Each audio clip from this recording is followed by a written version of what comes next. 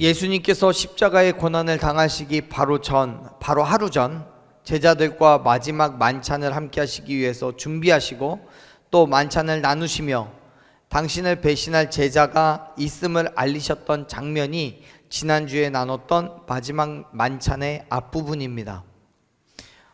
지난주에 말씀드렸던 것처럼 17절부터 29절까지 그 마지막 만찬이 진행되어져 가는 그 과정인데요, 그 과정 중에 예수님께서 배신할 제자가 있다는 것을 말씀하셨던 것이 앞부분이고, 이제 오늘 함께 읽은 26절에서부터는 최후의 만찬을, 주의 만찬을 제정하시는 뒷부분으로 이렇게 기록이 되어 있습니다. 우리가 매달 첫째 주에 행하는 주의 만찬이라고 명하는 그 일이 이제 26절에서 29절까지 있는 그 말씀을 기초로 우리가 진행하고 있는 주의 만찬입니다. 주의 만찬은요, 예수님께서 이 땅에 오셔서 행하신 일, 즉 우리의 죄를 용서하시기 위해서 자기 몸을 버리시고 십자가에서 죽으시고 부활하신 그 일을 기념하기 위한 것입니다. 예수님께서는 유월절 만찬을 제자들과 함께 나누시면서 직접 떡을 떼어 제자들에게 주시고 또 포도주 잔을 나누시며 예수님의 살과 피라고 말씀하셨고 그것을 기억하라고 하셨습니다. 그리고 그 이후부터 오늘날까지 주의 만찬을 지켜 행하면서 예수님께서 우리를 위해 십자가의 고난을 받으신 그 일을 기억하고 하나님의 은혜를 직접적으로 체험을 하게 됩니다. 여기에서 흥미로운 부분은 이 모든 일들이 유월절 전날 일어난 사건이라는 점입니다. 우리가 이미 지난주에 나누었던 것처럼 지금 이 사건은 유월절 만찬을 준비하고 나누는 장면입니다. 여러분, 유월절이 무엇입니까? 출애굽 당시에 문설주에 어린 양의 피를 발라 장자의 죽음 가운데서 구원함을 얻었던 것, 그리고 애굽에서부터 해방된 그날을 기념하는 게 유월절입니다. 그래서 그날 이후로 이스라엘 백성들은 유월절을 지키며 항상 어린 양을 잡아 그 고기를 먹었습니다. 그런데 지금 26절에서부터 말씀하고 있는 26장에 기록되어 있는 이 유월절의 최후의 만찬은 그 음식과 또 현재 식사 중인 상황을 보면 그 식탁에는 어린 양이 없습니다. 사실 아직 유월절이 아니라 그 전날이기 때문에 준비는 되어 있을지 몰라도 먹을 수 있는 상황이 아닐 수도 있습니다. 어쨌든 지금 이 상황 속에서 제자들과 예수님은 어린 양의 고기는 없는 거예요. 그런데 여러분, 그 자리에 어린 양이 있음을 기억하시길 바랍니다. 바로 예수 그리스도께서 친히 우리의 죄를 대속할 흠없는 어린 양으로서 그 자리에 계셨다는 것을 믿으시길 바랍니다. 출애굽 당시에 자신의 몸과 피를 이스라엘 백성들의 구원을 위해 내어놓았던 유월절 어린 양과 같이 저와 여러분을 죄와 사망에서부터 구원하시기 위해서 십자가에서 자기의 몸을 찢고 피를 흘리신 예수 그리스도께서 마지막 만찬의 자리에서 구약의 유월절 기념의식을 새롭게 세워주시는 그 장면을 지금 우리가 보고 있는 거예요. 그래서 그 일을 기억하며 거룩한 만찬이라는 의미로 성만찬 또는 주의 만찬, 주님의 만찬이라고 부르며 우리 교회에서는 매월 첫째 주에 그 일을 행하고 있는 거예요. 예수님께서 그 주의 만찬을 제정하신 그 장면을 우리가 다시 한번 말씀을 나눴으면 좋겠습니다.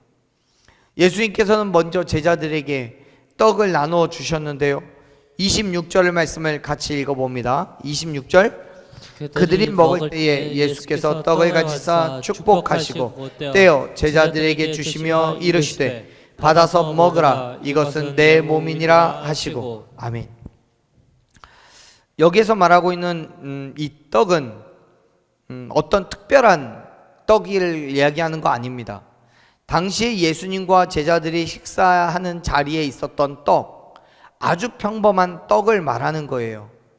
뭐 우리 성경에서는 떡이라고 번역이 되어 있는데요, 이걸 빵이라고 이야기하기도 하고요, 무교병이라고 말하기도 합니다. 뭐 우리가 오늘날 우리나라에서 먹는 것과 같은 그렇게 찰지고 그런 떡을 이스라엘에서 당시 시대에 먹지는 않았겠지요. 음식의 모양은, 그리고 또 그 질감이나 그런 것들은 형태는 차이가 있겠지만, 그걸 우리의 식대로 다시 표현을 해서 말하자면 떡과 같이 그 식탁의 자리에서 먹는 것이라고 이해하시면 될 것 같습니다. 근데 그 떡이 예수님과 제자들이 항상 먹었던 것, 매번 유대인들이 항상 먹는 아주 평범한 떡이라는 거예요. 예수님께서는 그러한 떡을 제자들에게 떼어 주시면서 그 떡이 뭐라고 말씀하셨어요? 자기의 몸이라고 말씀하셨어요. 물론 그 떡이 진짜로 당시의 예수님, 즉 인간의 살이 되는 것은 아닙니다. 단지 떡이 죄사함을 얻게 하기 위해 찢기신 예수님의 몸을 상징하는 거죠. 상징적인 의미로서 말씀하고 계시는 거예요. 하지만 여러분, 그렇다고 해서 예수님께서 떼어주신 그 떡이 아무런 가치가 없는 건 아닙니다. 그 떡을 우리가 받아 먹는 그 일을 통해서 우리는 예수 그리스도의 고난에 참여하게 되기 때문에 그렇습니다. 생각해 보십시오. 예수님께서 지금 26절에서 우리가 읽은 것처럼 예수님께서 제자들에게 떡을 내어주신 지금 이 상황에서 이 떡은 마지막 만찬에 처음에 먹은 떡이 아니에요. 무슨 말이냐면 이미 17절 이후로부터 한참 식사가 진행 중에 있는 거예요. 그렇기 때문에 제자들은 이미 여러 차례 자기 스스로 떡을 떼어 먹었거나 혹은 그 떡을 그냥 먹거나 뭐 어쨌든 떡을 나누었습니다. 그런데 23절에서 우리가 보면 23절에서 예수님은 당신을 팔아넘길 사람이 있다고 말씀하시면서 그 사람이 예수님과 함께 그 그릇에 손을 넣은 사람이라고 말씀하시잖아요. 이미 떡을 먹었다는 거예요. 여러 차례. 이미 식사를 하고 계시던 중에 어느 시점에서 어쩌면 갑작스러울 수도 있을 만큼 예수님께서는 제자들에게 떡을 떼어 주시면서 말씀하시는 거예요. 이건 내 몸이라고. 여러분, 예수님께서 떼어 주신 그 떡은요, 믿음으로 받아 먹었을 때에 비로소 가치를 지니게 된다는 사실을 기억하시길 바랍니다. 무슨 말이냐면 예수님께서 제자들에게 떡을 떼어 주셨을 때 그것이 내 몸이라고 말씀하신 것에 대한 의미는 알지 못했다 할지라도 제자들은 감사함으로 받아 먹을 수가 있습니다. 또 반대로 떡을 집어먹는 수고는 내가 충분히 할 수 있다고 생각해서 예수님이 주시는 것을 정중하게 예의 있게 거절할 수도 있겠죠. 아니요, 예수님 죄송스럽게 왜 그러세요? 제가 알아서 떼어 먹을게요 말할 수 있겠죠. 사랑하는 여러분, 우리가 알아서 잘 먹는 건 단순히 내 배를 채울 수 있겠지만 우리의 영적인 문제는 해결할 수 없다는 것을 믿으시길 바랍니다. 말씀드렸듯이 이미 17절 이후로부터 26절에서 예수님이 떡을 떼어주시기 전까지 수차례 이들은 떡을 먹었습니다. 그러나 그 떡은 그들의 육체의 배고픔은 해결해 줄 수 있었을지 몰라도 그들의 영적인 문제는 해결할 수 없었어요. 그것이 예수님의 몸이 될 수는 없었던 거예요. 예수님의 몸이 될 수 있는 떡은 반드시 예수님께서 떼어 주셔서 그 떡을 받아 먹었을 때야 비로소 그 떡이 예수님의 몸을 의미하는 것이 된다는 것을 기억하시길 바랍니다.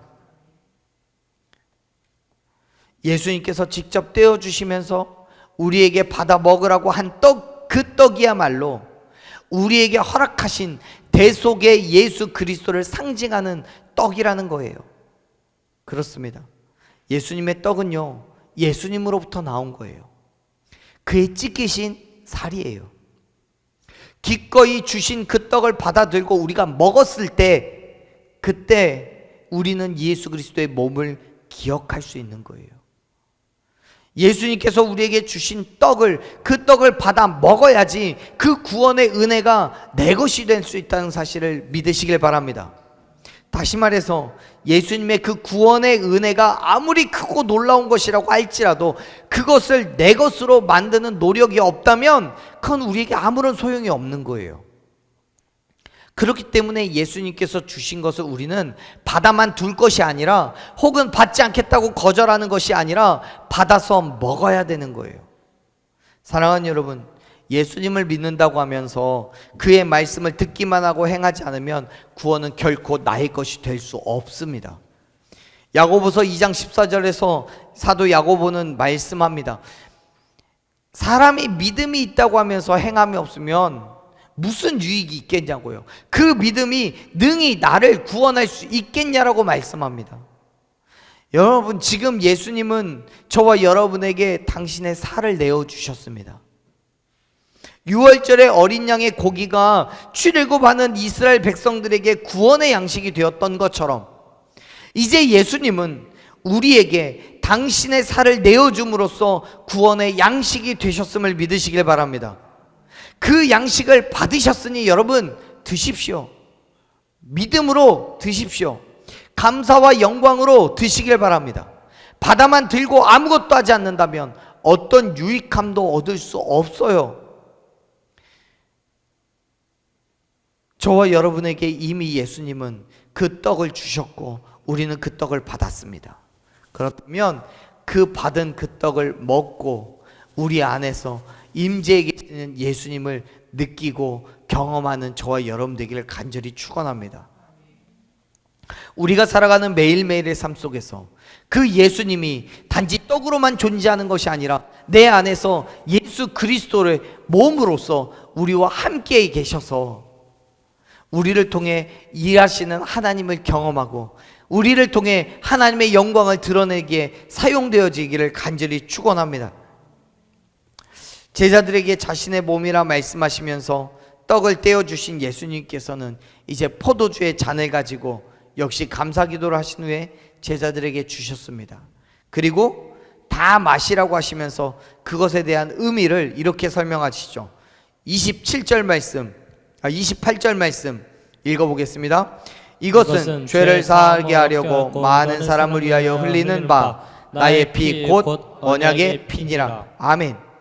지금 예수님께서는 왜 제자들 모두가 이 잔을 마셔야 하는지 그 이유를 설명해 주시는데요. 그 이유는 그 잔이 죄인들의 속죄를 위하여 흘리는 예수님 자신의 언약의 피 때문이라고 말씀합니다. 여러분, 사실 이 말씀은 예수님이 곧 겪으시게 될 그 십자가의 고난에 대한 의미를 설명하신 건데요. 예수님의 십자가의 희생은 많은 사람들로 죄 사함을 받고 구원을 얻게 하기 위해서 하나님께서 계획하시고 이루어 가시는 그 은혜를 선포한 거예요. 그 은혜는 아담과 하와가 선악과를 따먹음으로써 깨어진 하나님과의 관계가 예수 그리스도의 피로 다시 회복된다라는 그 은혜예요. 자, 보십시오. 이런 거예요. 구약시대의 사람들은요, 언약을 맺을 때에 짐승을 잡아서 피를 뿌리며 언약에 대한 보증을 세웁니다. 즉 짐승의 피로 세워진 언약이기 때문에 그 언약을 성실하게 지키겠다라는 약속인 거예요. 이 언약을 세우기 위해서 짐승의 피가 쏟아졌다는 거예요. 하나님께서도 아브라함과 언약을 맺으실 때 또 출애굽 당시에도 짐승을 잡고 피를 흘려 언약의 보증을 삼으셨던 일이 있습니다. 출애굽 당시에 있었던 그 일이 유월절 어린 양의 피를 문설주에 바른 사건이에요. 하나님의 천사가 애굽의 장자를 치러 왔을 때 어린 양의 피를 보면 그 집을 넘어갔던 일, 그래서 장자가 죽지 않았던 것, 그 죽음에서부터 구원함을 얻었던 그 사건을 말씀하고 있다는 거죠. 지금 예수님께서는 27절에서 말씀하시는 그것이 바로 유월절의 어린 양과 같이 예수님 당신의 피를 흘려서 하나님과의 새로운 언약을 세우시겠다라고 말씀하고 계시는 거예요. 그리고 그 새 언약은 예수 그리스도를 믿는 사람들이 죄 사함을 입고 영원한 하나님의 백성이 되게 하는 것, 그 언약이라는 거예요. 그래서 예수님의 피가 뭐가 되냐면 언약의 피가 되는 거예요. 사랑하는 여러분, 예수님께서는 우리의 모든 죄를 용서하시기 위해서 십자가에서 당신의 피를 흘리신 줄로 믿습니다. 그 피로 우리의 죄를 용서하신 거예요. 그리고 그 모든 일들은 누군가의 강요에 의해서가 아니라, 또 우연히가 아니라 철저하게 하나님의 계획대로, 또 예수님의 자발적인 선택에 의해서 행하신 일이라는 것을 믿으시길 바랍니다. 예수님께서 하신 거예요. 그래서 28절을 보면 그렇게 기록되어 있죠. 많은 사람을 위해서 흘리는, 무슨 말입니까? 예수님은 많은 죄인들 때문에 어쩔 수 없이 그 피를 흘린 게 아니라 그들의 영적인 유익을 위해서 기꺼이 당신의 피를 흘려주셨다는 거예요. 아무런 조건이 없어요. 자격도 없어요. 그냥 믿기만 하면 부어주시는 은혜임을 믿으시길 바랍니다.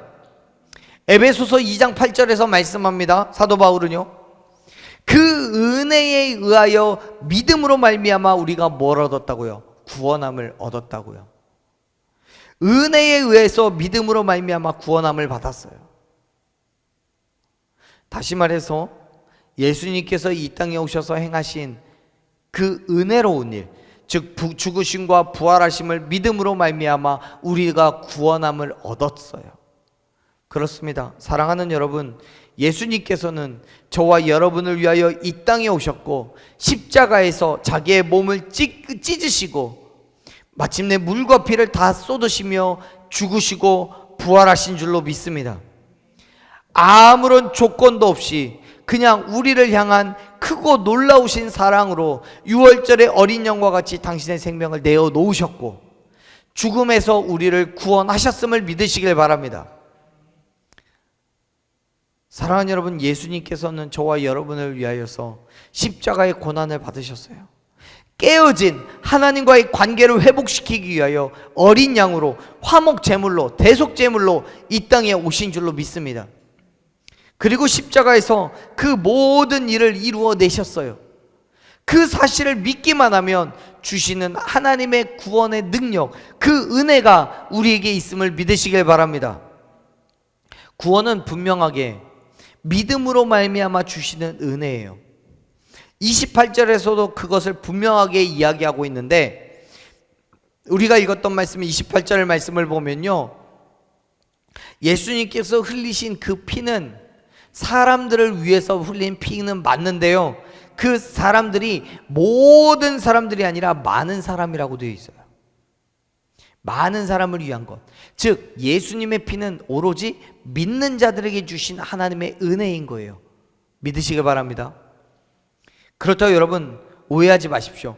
하나님께서 믿는 사람들에게만 주시는 그 은혜이기 때문에 믿지 않는 다른 사람들에게는 기회조차 주어지지 않은 게 아닙니다.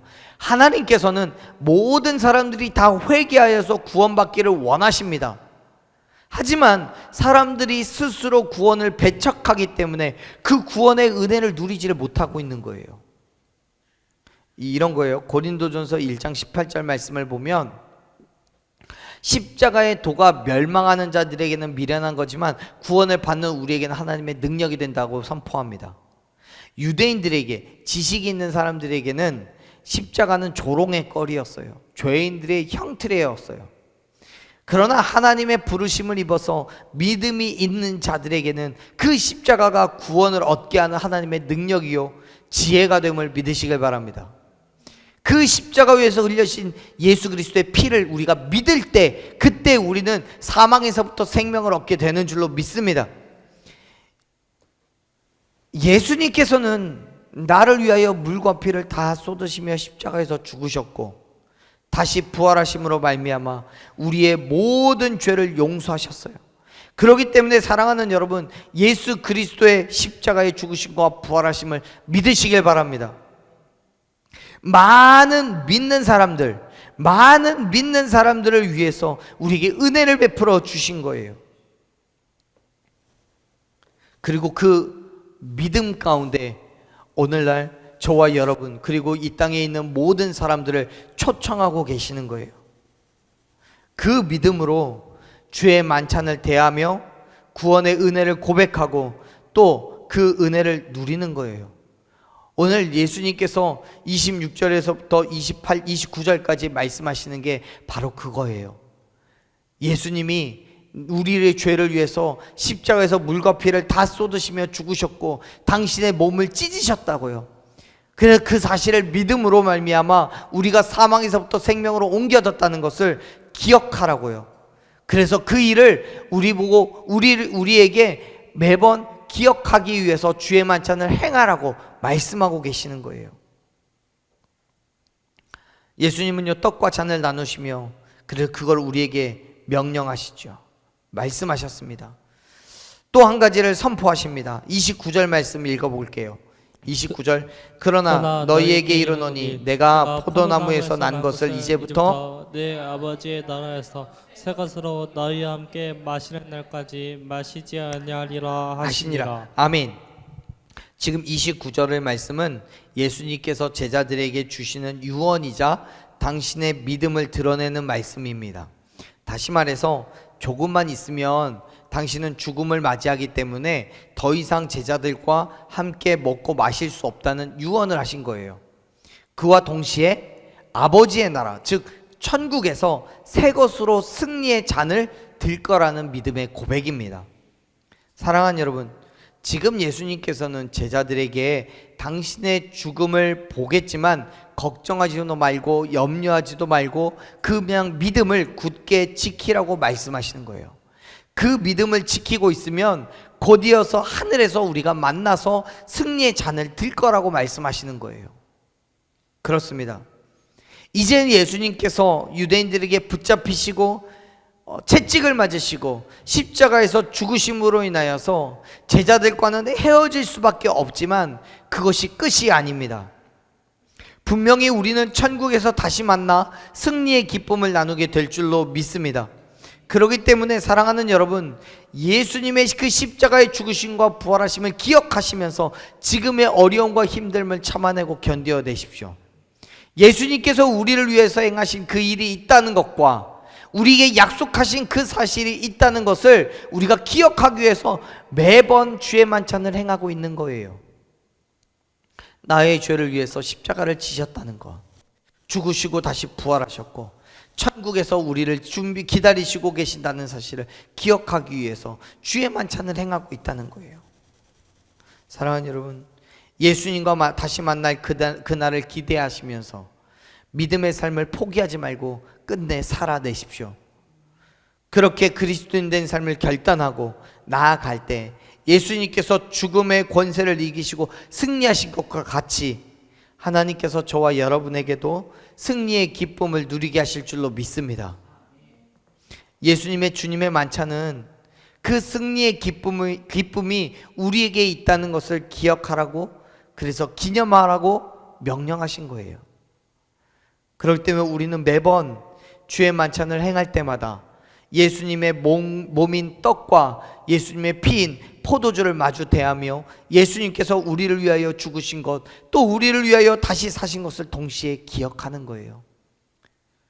혹자들이 누군가가 이야기하는 것처럼 정말 예수님의 피를 먹고 정말 예수님의 살을 뜯어먹는 그런 식인종과 같은 그 식인의 행위를 행하는 것이 아닙니다.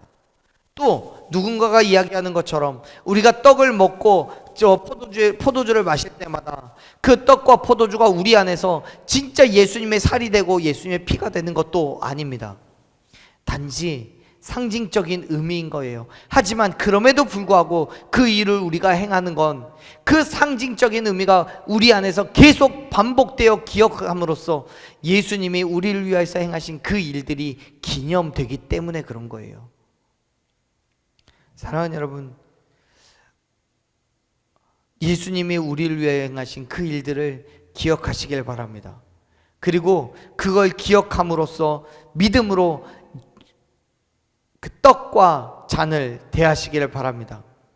비록 나는 죄인이어서 그 떡과 잔을 대할 만한 자격은 없지만 예수 그리스도의 그 극진하신 사랑과 긍휼하심으로 우리에게 허락되어 있는 그 떡과 잔이기 때문에 믿음으로 감사함으로 대할 때에 주의 만찬을 통하여서 구원의 기쁨이 다시금 기억되고 그 은혜가 생각나서 주님의 그 은혜의 자리로 한 걸음 더 가까이 나아가 그 은혜를 누리게 될 줄로 믿습니다. 그 믿음의 자리에 여러분 서 계십시오. 믿음으로 서서 예수 그리스도께서 우리를 위해서 행하신 그 일들이 날마다 우리 안에서 새롭게 기억나며 또 세상 가운데 드러내고 선포하는 저와 여러분이 되기를 간절히 축원합니다.